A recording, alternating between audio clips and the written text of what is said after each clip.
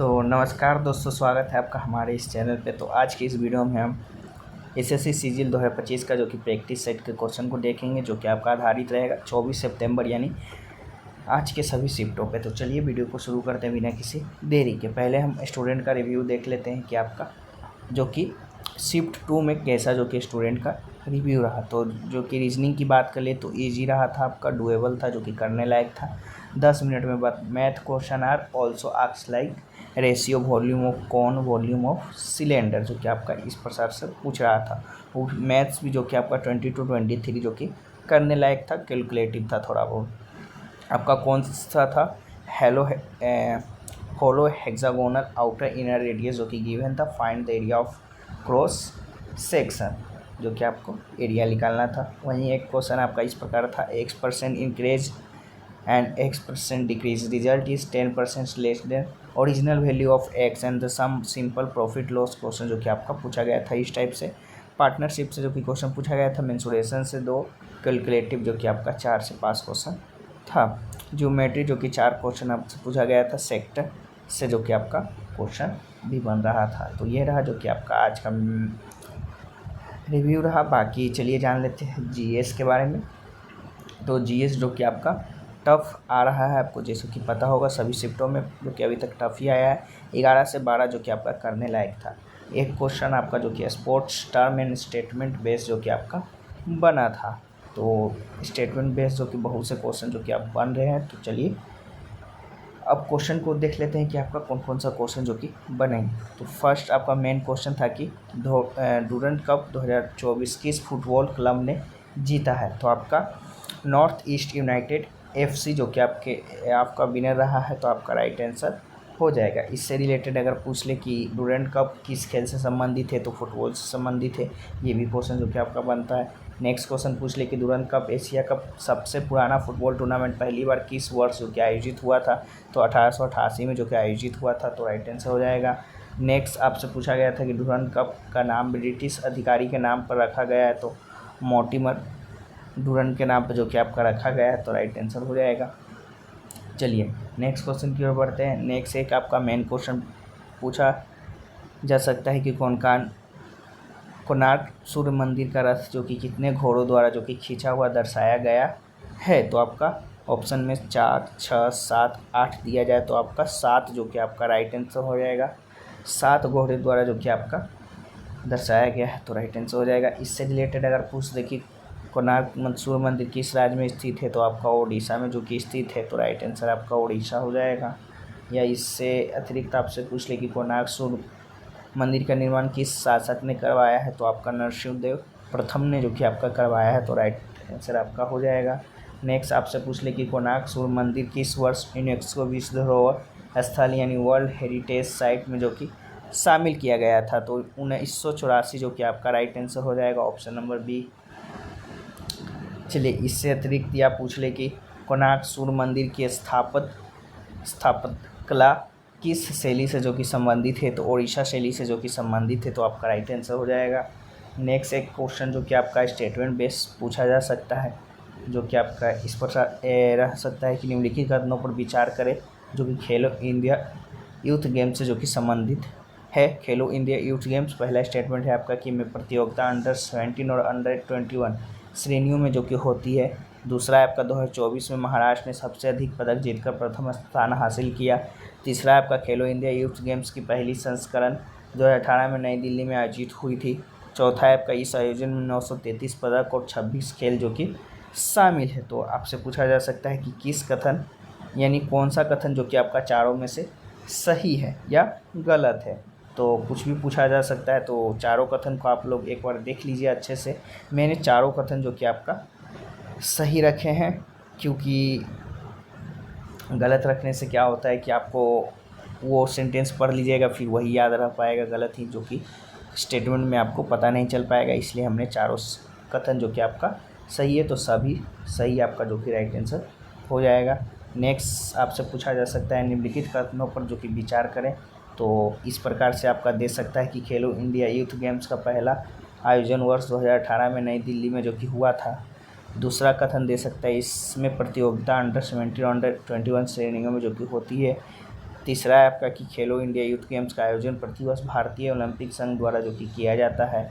तो आपका option number 1 और 2 जो कि आपका कथन सही है, बाकी तीसरा कथन जो कि आपका गलत है। तो राइट आंसर 1 और 2 हो जाएगा।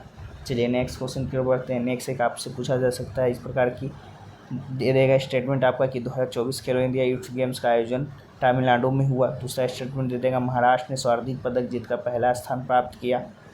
तीसरा दे देगा इस संस्करण में 26 खेल जो कि आपका शामिल किए गए थे। तो आपका सभी सही जो कि आपका राइट आंसर हो जाएगा। तीनों जो कि आपका सभी सही, तीनों जो कि आपका राइट है स्टेटमेंट।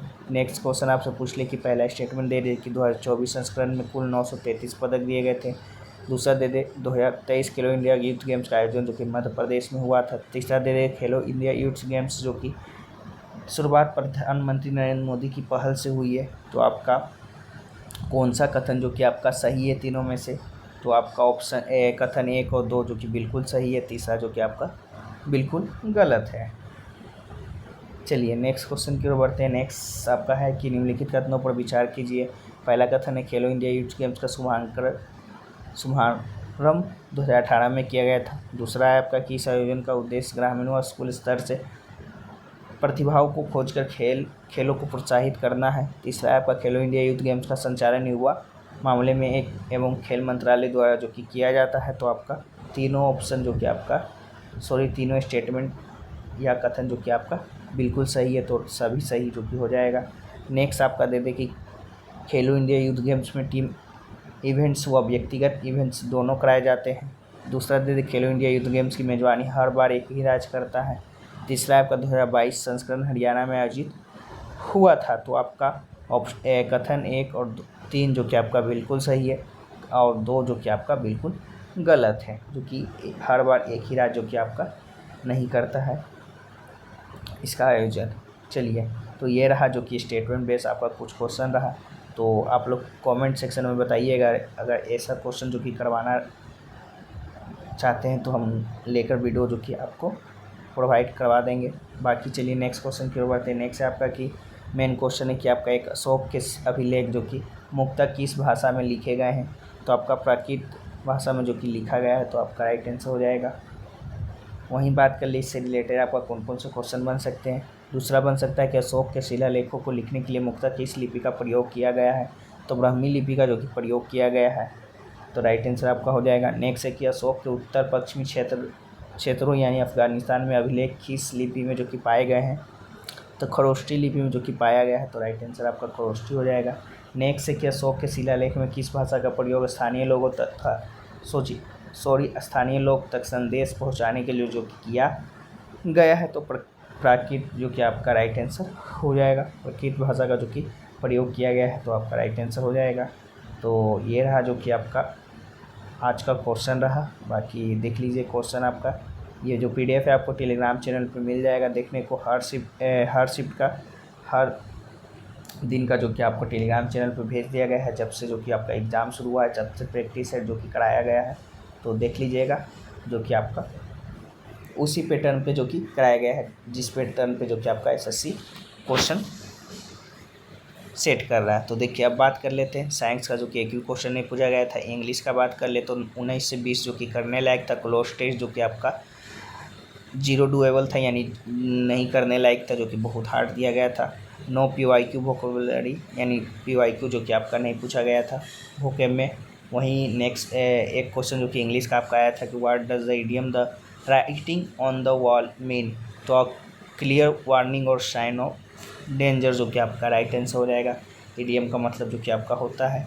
इससे रिलेटेड आपका ये भी इस तरह से भी बन सकता है कि in which situation the idiom the writing on the wall usually used. तो when there is obvious sign of impending danger और फेल्यूर जो कि आपका राइट आंसर हो जाएगा।